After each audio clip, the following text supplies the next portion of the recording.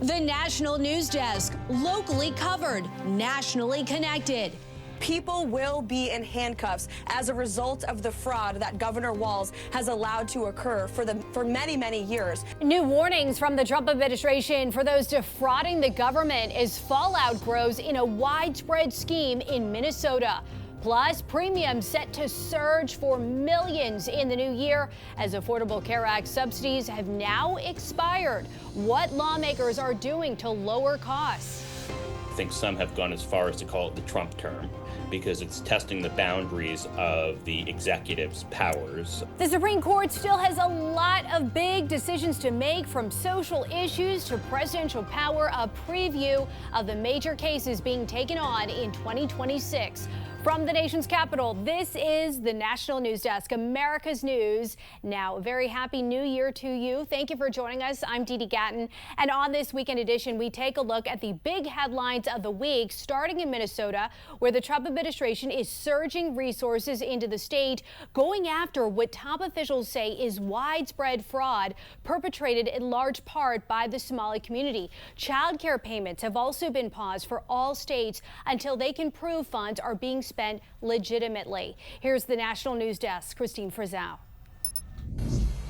The Trump administration ending 2025 in a similar way to how it started the year, making major cuts to funding, at least temporarily, across the state of Minnesota.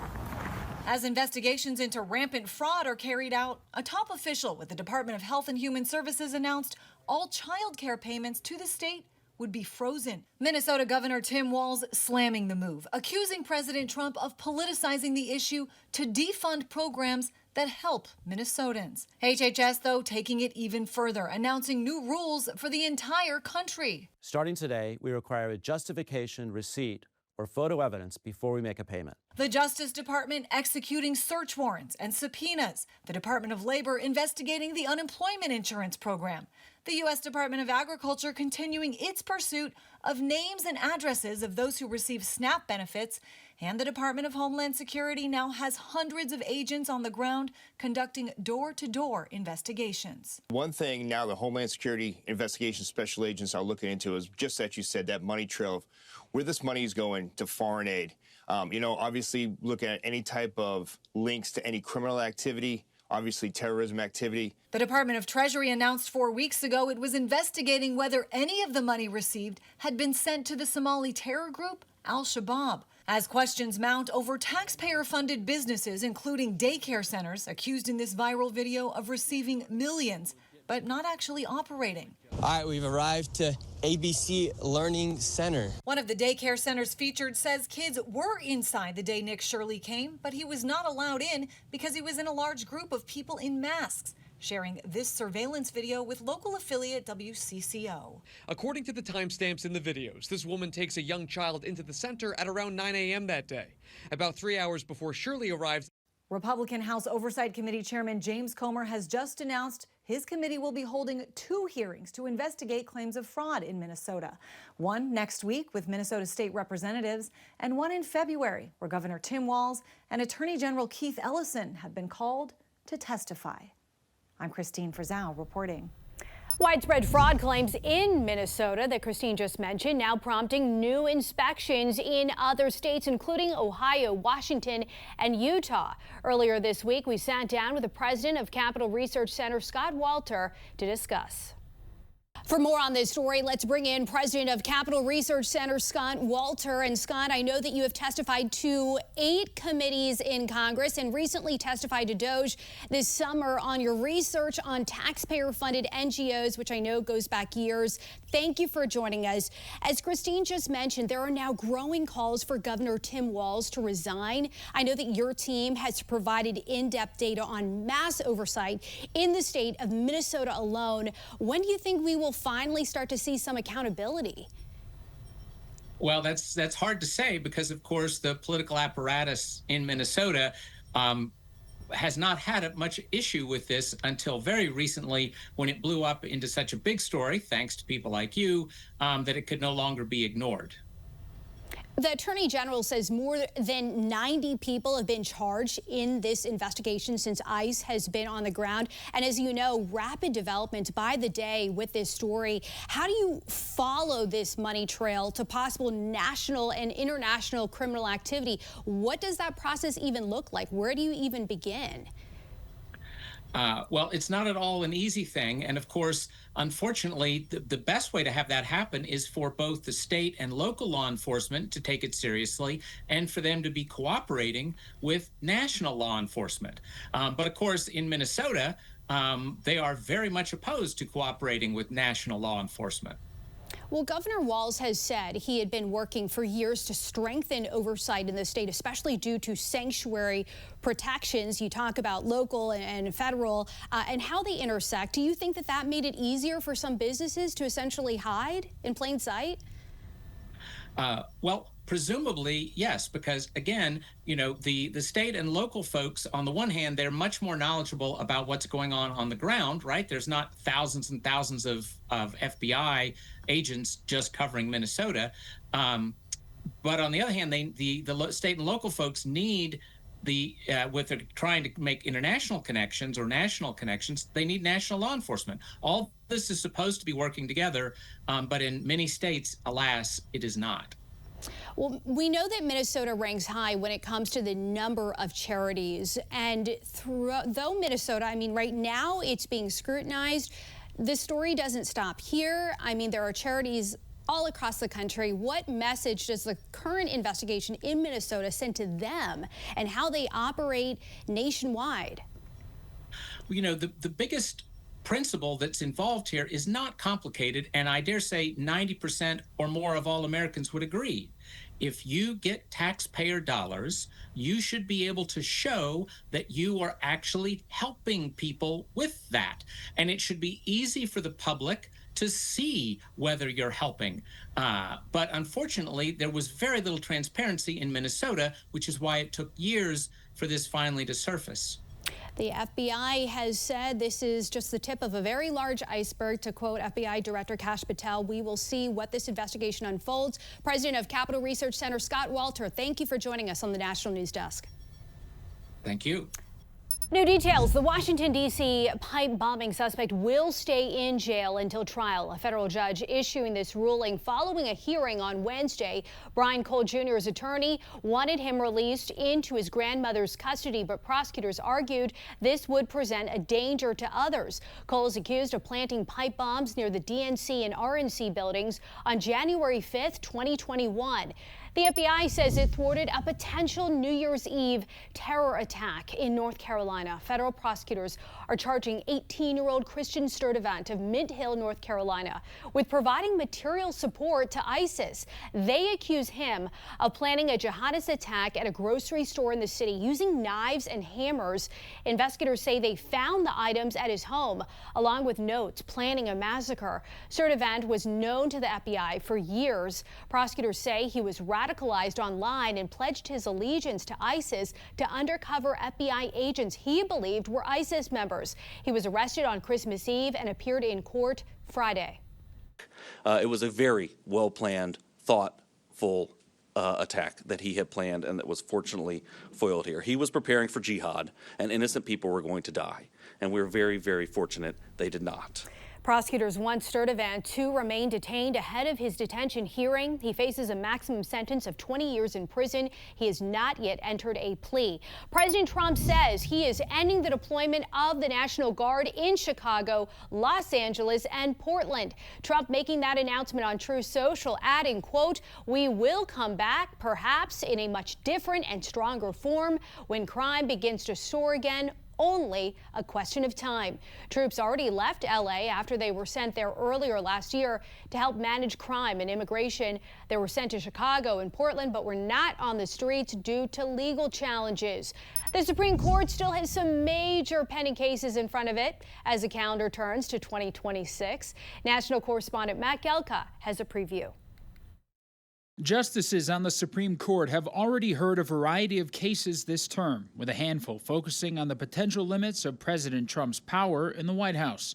In 2026, the High Court still has decisions to make when it comes to a president's executive authority, along with ones on social issues that could have far-reaching consequences. I think some have gone as far as to call it the Trump term because it's testing the boundaries of the executive's powers in a variety of places.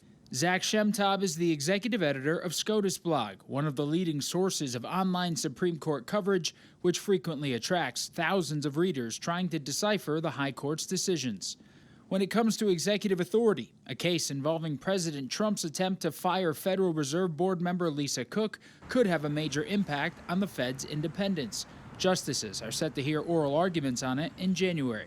If the court went all out and effectively gave the president carte blanche to remove a governor of the Fed, then that would be an extremely big deal and give the president profound powers over that administrative agency. I don't think the court is likely to do that. The justices will also hear cases on hot-button issues like gun rights and transgender athletes in women's sports. But maybe the defining case of the term could be what the justices have to say about birthright citizenship and whether or not citizenship could be denied to babies of immigrants who are in the United States. George Mason University law professor Ilya Soman says it could be a landmark decision. Potentially hundreds of thousands of children will be deprived of birthright citizenship and be eligible for deportation. So it would affect a huge number of people, even people who have been U.S. citizens for years, because Trump or a future president could go back and say, well, no, you didn't correctly get U.S. citizenship. We could be waiting a while for some of these decisions. The court often saves its more contentious rulings for the end of the term closer to the summer. Reporting in Washington, I'm Matt Gelka for the National News Desk, America's News Now. Health insurance premiums are now up for millions of people with the new year. Affordable Care Act subsidies help lower or eliminate out-of-pocket monthly premiums for people buying coverage through the health insurance marketplace. The subsidies were part of the original ACA, also known as Obamacare, and were enhanced during the COVID-19 pandemic. Democrats and some Republicans wanted to extend the subsidies, but Republican leaders blocked the move. The latest data shows flu cases are up across the country. The Centers for Disease Control and Prevention reports as of December 13th, there have been at least 4.6 million illnesses this flu season. Agency estimates also show there have been 49,000 hospitalizations and 1,900 deaths. The CDC recommends everybody 6 months or older, if you have not been vaccinated yet, get the shot.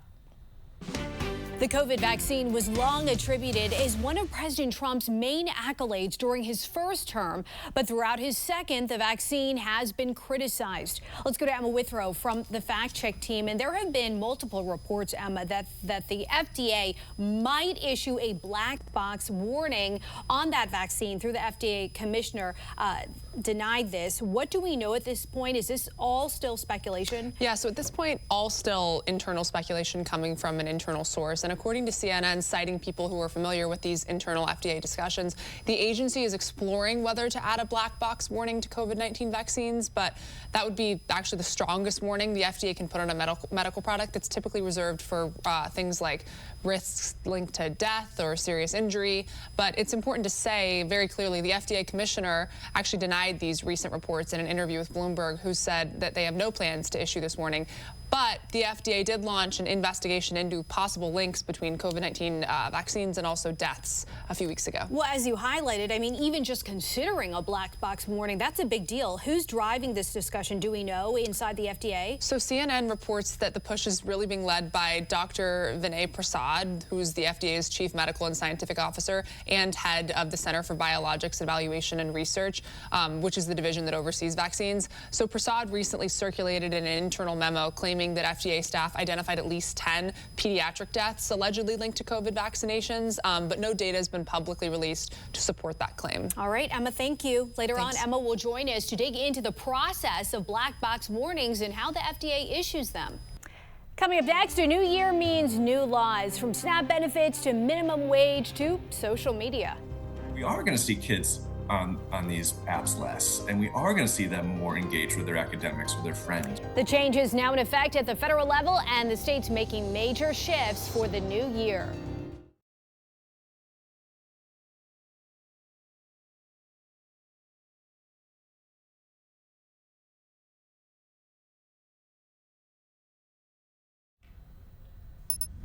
New laws across the country took effect January 1st. From food assistance to social media and gambling, national correspondent Atra El-Nashar reports on the statutes bringing changes to 2026. New year, new laws. Much of the legislation passed in 2025 kicks in Thursday. Stricter work requirements for the Supplemental Nutrition Assistance Program, or SNAP, coming from President Trump's One Big Beautiful Bill. More able-bodied adults without dependents will have to work or volunteer a minimum of 80 hours per month.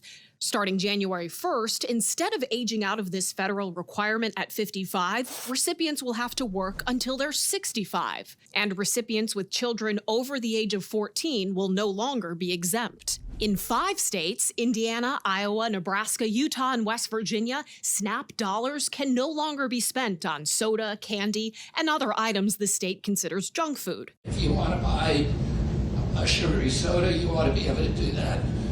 The U.S. taxpayer should not pay for it. And for gamblers, good news and bad news. Some will keep more of their winnings. The taxable threshold for slot machines is rising from $1,200 to $2,000. But gambling losses will hit harder in the 2026 tax year. Instead of being able to deduct 100% of losses on taxes, only 90% can be claimed. So if someone wins $10,000 and loses $10,000, they'll have to pay taxes on $1,000 they don't have. In 19 states, the new year ushers in a boost in the minimum wage. Washington state is the highest at $17.13 an hour. A crackdown on social media usage for kids in Virginia. Platforms must get parental consent before users under 16 can be on their platform for more than 1 hour per day. We are going to see kids on these apps less, and we are going to see them more engaged with their academics, with their friends. The new year also means more expensive health care for more than 20 million Americans. Enhanced tax credits under the Affordable Care Act expire after December 31st, and Congress hasn't acted in time to prevent costs from skyrocketing. On Capitol Hill, I'm Atra El-Nashar for the National News Desk, America's News Now. President Trump says he's considering suing Federal Reserve Chairman Jerome Powell for, quote, gross incompetence over the more than $2 billion renovations to the Federal Reserve Complex. Trump was fixated on the costs earlier this year, accusing Powell of allowing costs to balloon out of control. So we're thinking about bringing a gross incompetence, what's called gross incompetence lawsuit. It's gross incompetence against Powell, and it was his baby, and the guy's just incompetent. I mean, there's nothing you can do about it. He's just a very incompetent man. The Fed frequently publishes updates on the project, which was first approved in 2017 and has been subject to annual approval by the Fed's Board of Governors. New details: the Department of Housing and Urban Development says it found nearly $6 billion in questionable rental help payments under former President Joe Biden in 2024. In a new report, HUD says a large part of that money went to more than 30,000 dead people and thousands of non-citizens. Coming up next here on the National News Desk, water warnings, the new plans rolling out in Texas to protect communities from flooding.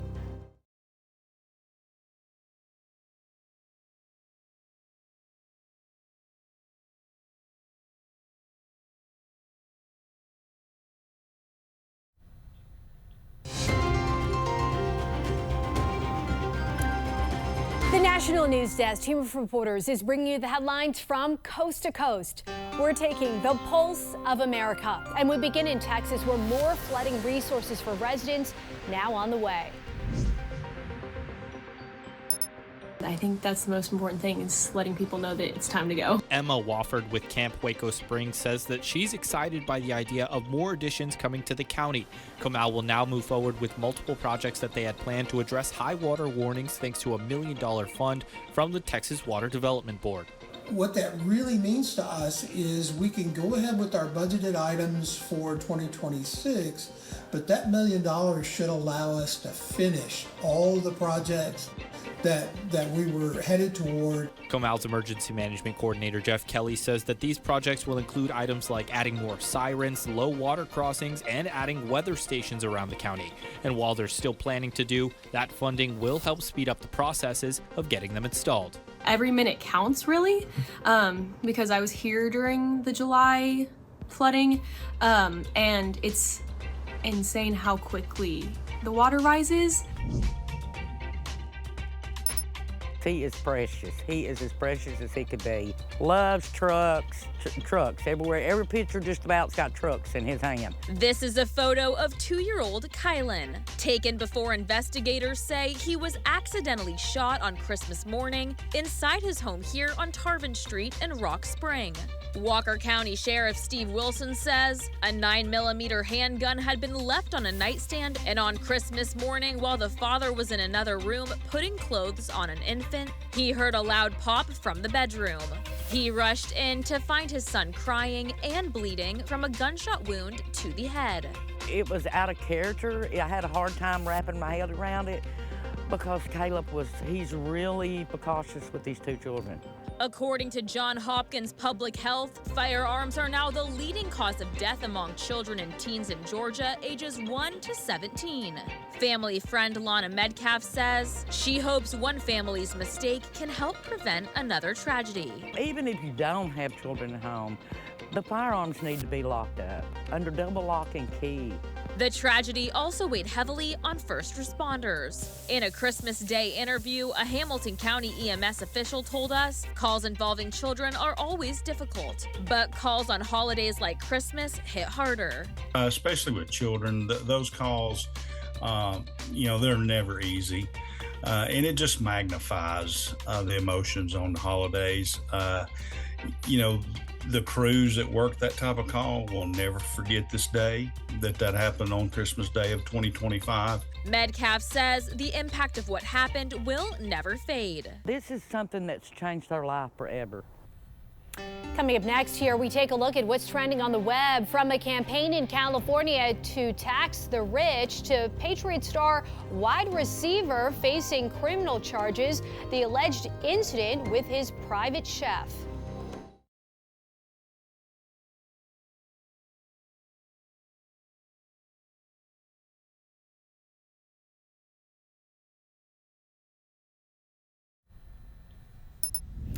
Taking a look at the top trending stories on our website right now. U.S. immigration officials say they do not plan to detain Kilmar Abrego Garcia again as long as a judge's order banning it stands. The court filing comes after a district judge this month questioned whether ICE agents will follow court orders. Also, New England's Patriot star wide receiver Stephon Diggs is facing strangulation and other criminal charges. Police say these charges are in connection with an incident with his private chef. His attorney said in a statement that Diggs categorically denies the allegations. And finally, some of California's wealthiest residents are threatening to leave the state over a proposed initiative by Democrats to tax the rich. If implemented, a one-time 5% tax would be imposed on those worth more than $1 billion. Those stories and more available right now at thenationaldesk.com. Beginning today, we will govern expansively and audaciously. We may not always succeed, but never will we be accused of lacking the courage to try. To those who insist that the era of big government is over, hear me when I say this. No longer will City Hall hesitate to use its power to improve New Yorkers' lives. New York City now has the youngest mayor taking office in more than 100 years. Zohran Mamdani, in a private ceremony this week, was sworn in a decommissioned Manhattan subway station. Senator Bernie Sanders administered Mamdani with a public oath of office. Coming up, ramping up the Jeffrey Epstein document review, why the Justice Department needs help sorting through more than 5 million pages, plus planning to redecorate after the holidays. The furniture items no longer are being affected by increased tariffs. For now, you're watching the National News Desk, America's News Now. Catch us live weekdays from 6 a.m. to 11 a.m. and 10 p.m. to midnight Eastern Time, and anytime online at thenationaldesk.com. We'll be right back.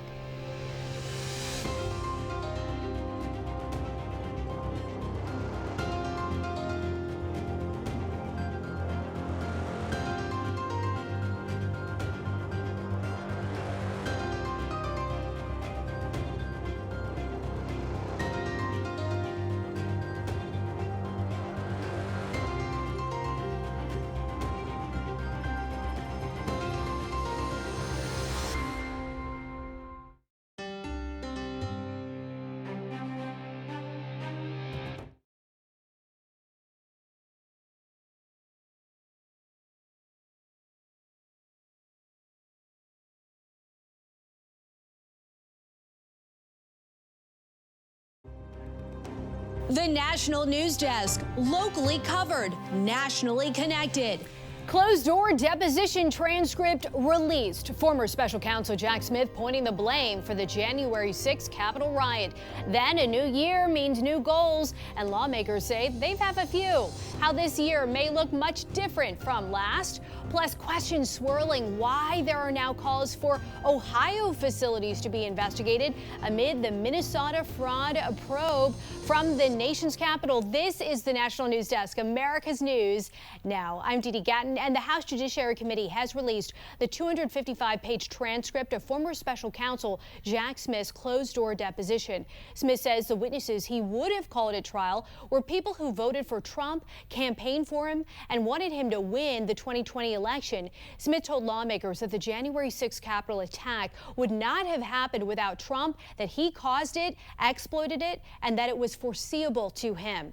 Also, the Justice Department is suing Virginia over a law allowing illegal immigrants to qualify for in-state tuition at public universities. The DOJ argues it discriminates against U.S. citizens living in other states as they have to pay a more expensive out-of-state tuition. The Trump administration previously filed similar lawsuits in California and Illinois. Transportation Secretary Sean Duffy says California does not have an extension on a deadline to cancel commercial driver's license issued to foreign nationals. The state's DMV had said about 17,000 licenses set to be terminated next week will last through early March.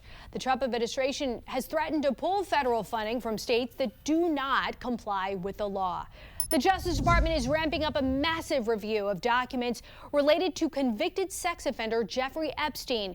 The New York Times reports officials are looking to hire about 400 lawyers to look at more than 5 million pages of Epstein-related documents. Nearly 200 national security attorneys are already assigned to remove information about victims as well as sensitive material. The document review is expected to continue until at least January 20th. New developments, President Trump slams the alleged social services fraud in Minnesota during his remarks at his New Year's Eve celebration at Mar-a-Lago. Can you imagine they stole $18 billion? That's just what we're learning about.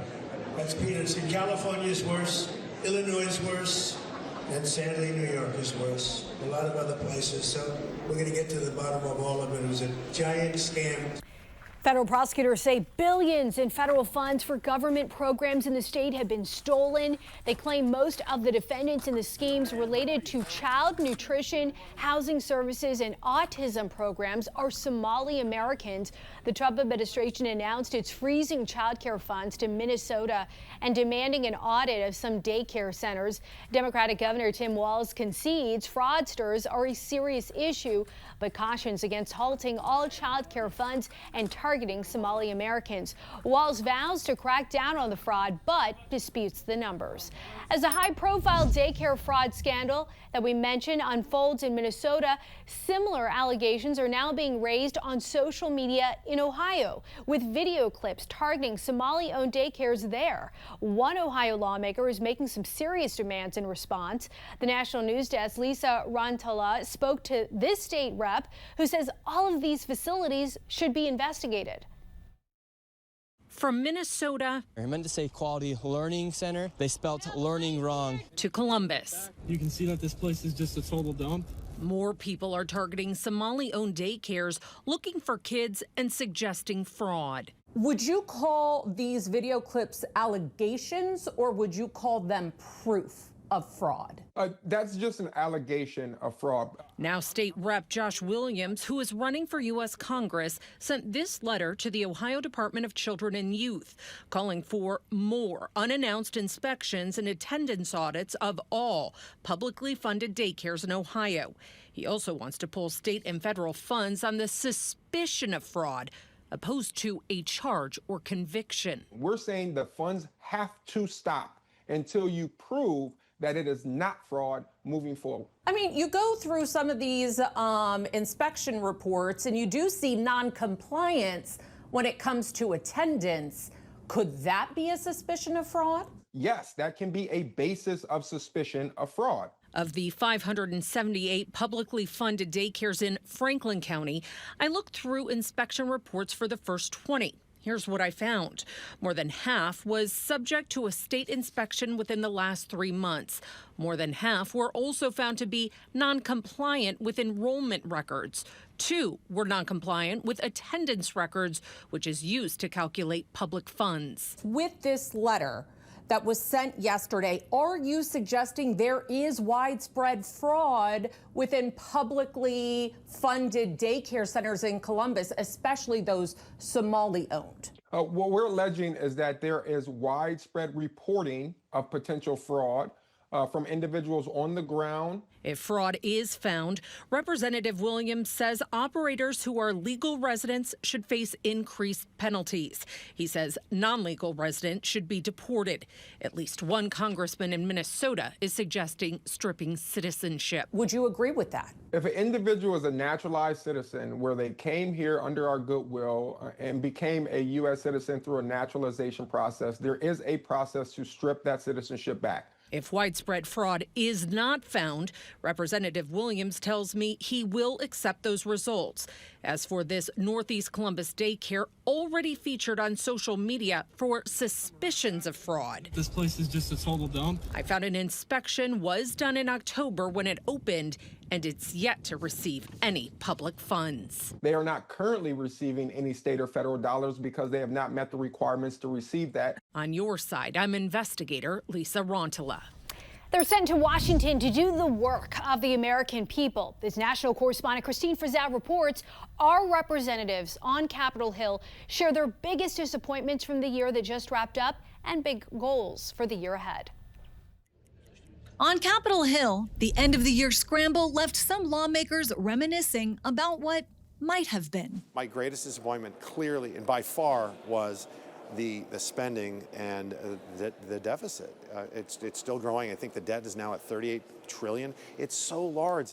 2025 marked by a year of fiery debates over who should pay the highest taxes and who should get a break, not to mention what to do about health care, all in a political climate with temperatures sometimes boiling over. Biggest disappointment was the fact that the left has brought back this poisonous ideology into our body politic. We've descended into a very, very vicious partisan age, and Trump leads that. I mean, he's calling Somalis, garbage. He's constantly insulting his political adversaries.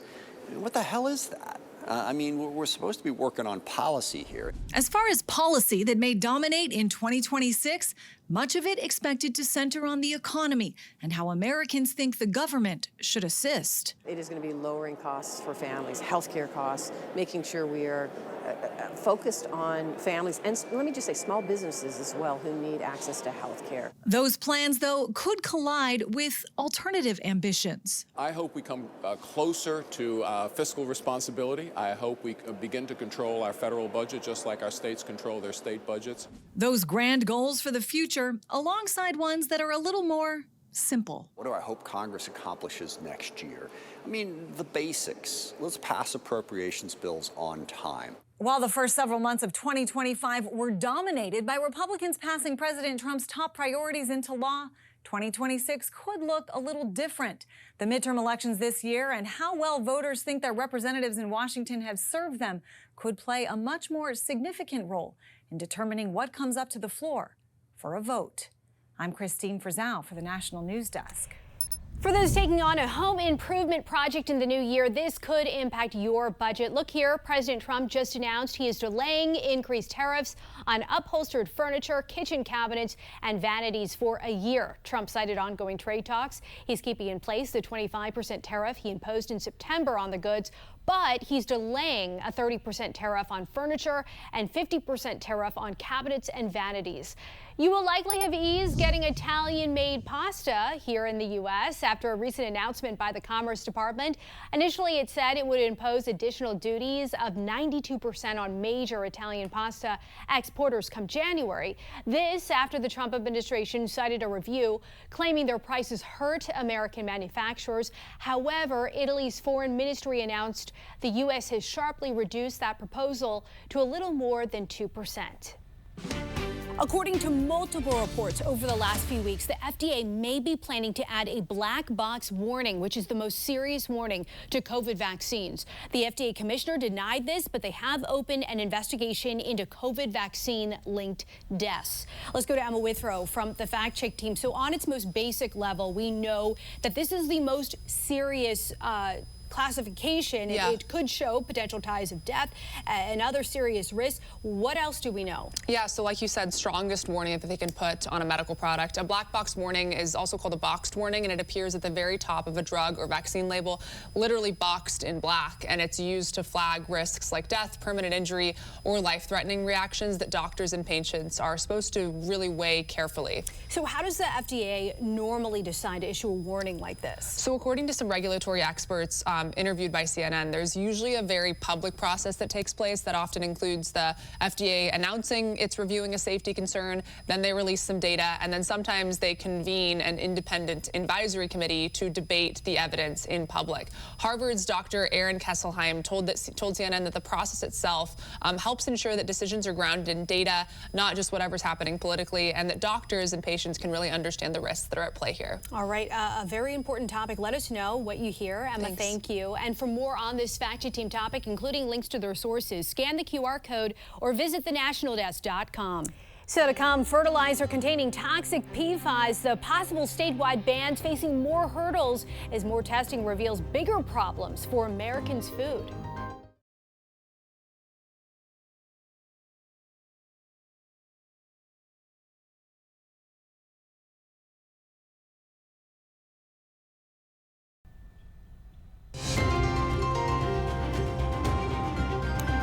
Each year, more than 1 million tons of sewage sludge or biosolids are applied to U.S. farmlands as fertilizer, but it often contains PFAS, toxic forever chemicals tied to cancer, now invading our food supply through the very farms that nourish us. As Lisa Fletcher reports, just as we were on the verge of action to address the risk, there's a high-level effort to shut it down. An invisible enemy is being welcomed onto American farms. This is a forever chemical. It's not leaving. Fertilizer that can be teeming with toxic PFAS is being spread across tens of millions of acres, absorbed by crops, eaten by livestock, and showing up in the produce, milk, and meat Americans consume. All a farmer wants to do is grow a good, healthy crop, do right by the land, feed the public in a responsible manner. And when something is injected into his world like this, it's going to devastate him. Rob Hinton is a fourth-generation Virginia farmer, trying to alert others to a crisis already playing out in places like Michigan and Maine, where farms utilizing PFAS-laden sludge have been shut down when the animals and soil turned toxic. This is about as real as it gets, guys. Maine farmer Fred Stone was forced to close his dairy farm and euthanize 80% of his herd when milk from his cows had levels of PFAS 350 times higher than the current limit for drinking water. Stone is now sick, battling extremely high levels of PFAS in his blood.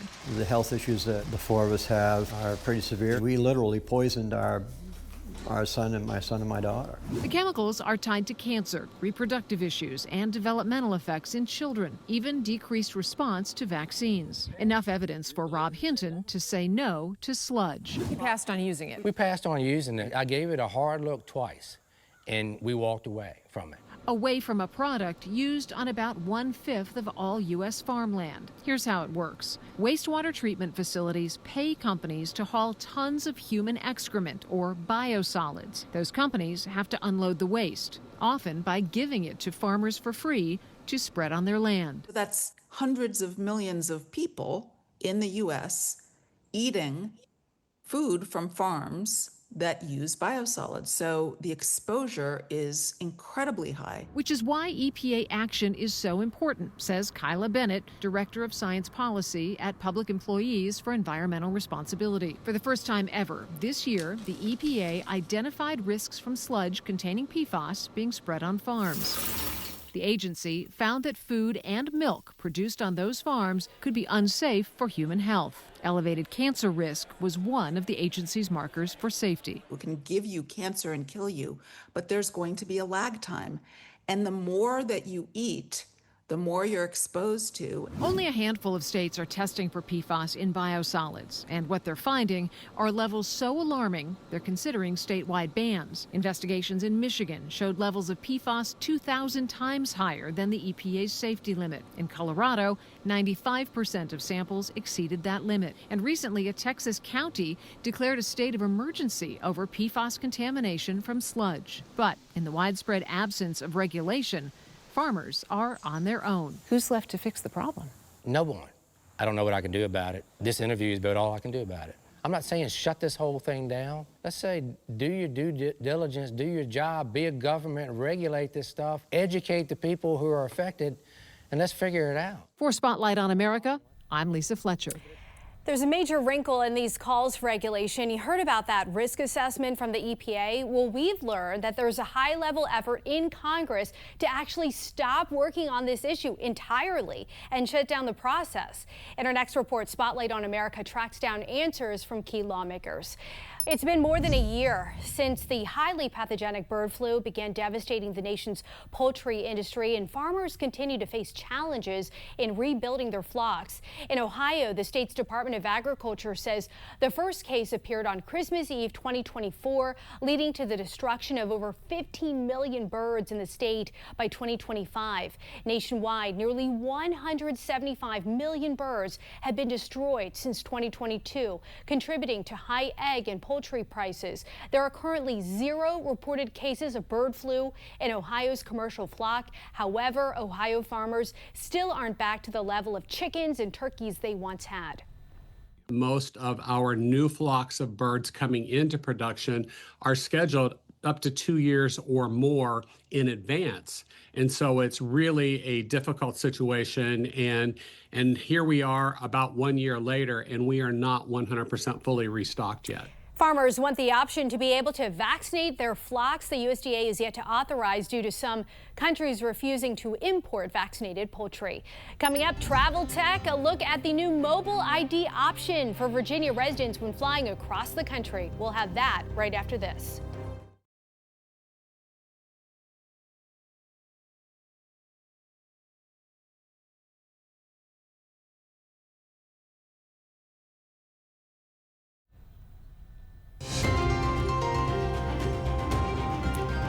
The National News Desk team of reporters is bringing you the headlines from coast to coast. From growing tourism for the holidays in Nevada to struggling businesses in North Carolina still in need of support after Helene. We are taking the pulse of America. And we start in Virginia, where residents now have a new digital option for their ID.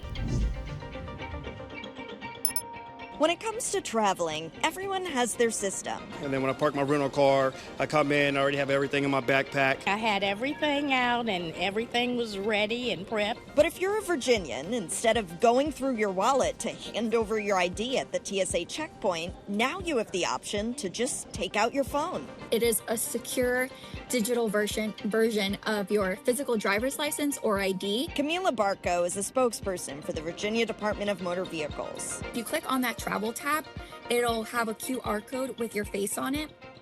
And then the TSA agent will scan that QR code and verify that it's you. I downloaded the Virginia Mobile ID app to test it out. It took just over a minute to verify my identity, scan my driver's license, and enroll. The app verifies it's you through biometrics before you can access the different categories to share specific ID details. For TSA, only things like your date of birth and real ID status are shared via QR code through Bluetooth encryption.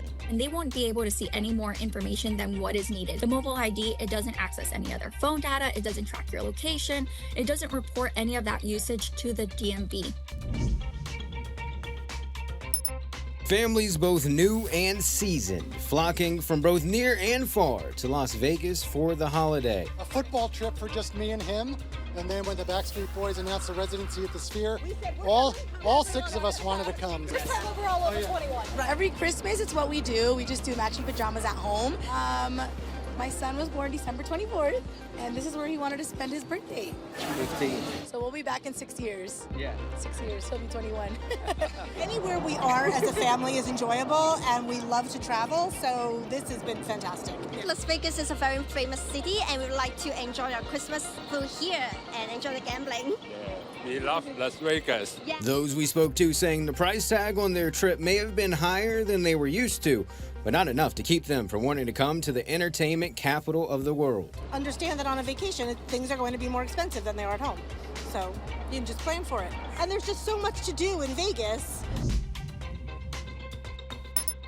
Chimney Rock Smokehouse is open. Nick Sotilli's the owner. Super proud to just bring happiness to our community, especially after being shut down for so long. Nick and his proud staff are working hard. Orders up for people who drove in from as far as Charlotte to dine here with lots of delicious barbecue. People are coming and they want to spend money. They don't care if they're going to shops and buying little trinkets or not. They just want to support our local economy. My church, I go to in Yadkinville, Collide Church. We donated a lot of product, clothing. Scotty Michaels and Bobby Gray drove 2 hours to see what Helene did, but also pledging to spend. Eat, visit the shops. These folks running businesses and people that like almost like her that have rental places as well. That's what you need to bring is money that they can use right now. Still ahead, creating healthier financial habits for the new year. A financial advisor breaks down the best and fastest way to add more money to your pocket in 2026.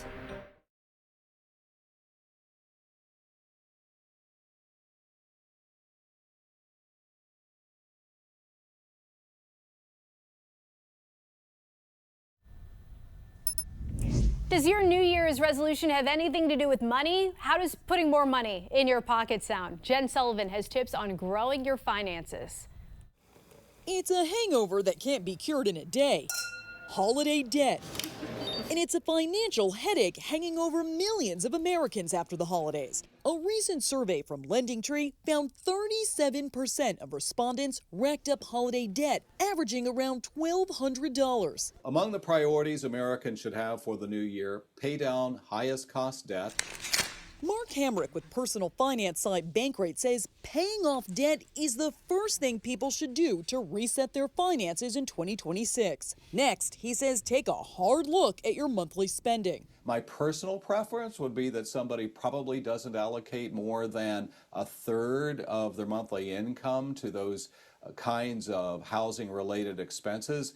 Hamrick says rising energy costs have made utilities more expensive, so housing costs may eat up more of your budget. The reality for homeowners is that this is a very volatile price environment. Hamrick says your household should have an emergency fund of at least $1,000. And here's how you can grow your money in the future. Hamrick says to put more money into a high-yield savings account, which can have an annual return of about 4%. So let's crunch some numbers in this Bankrate calculator. If you put $5,000 into an HYSA with a 4% annual return and you contribute $100 a month, in 10 years, you'll have made more than $5,000 just in interest, growing your account to more than $22,000. Also look into certificates of deposit known as CDs. Those accounts also offer a fixed interest rate. For Consumer Watch, I'm Jen Sullivan. To New York, the iconic Times Square crystal ball rose again after dropping for the new year, featuring 2,000 pounds of our patriotic colors of red, white, and blue to honor America's 250th anniversary. In 2026, the crystal ball will drop for a second time on July 3rd. And that'll be all for us on the weekend edition of the National News Desk, America's News Now. Don't forget, you can catch us live from 6 a.m. to 11 a.m. and 10 p.m. to midnight Eastern Time. Just check our local listings. You can also watch us online and catch up with the latest headlines on the nationaldesk.com. Thank you for watching the weekend edition of the National News Desk. I'm Dee Dee Gatton, and from all of us here, we hope you have a great week.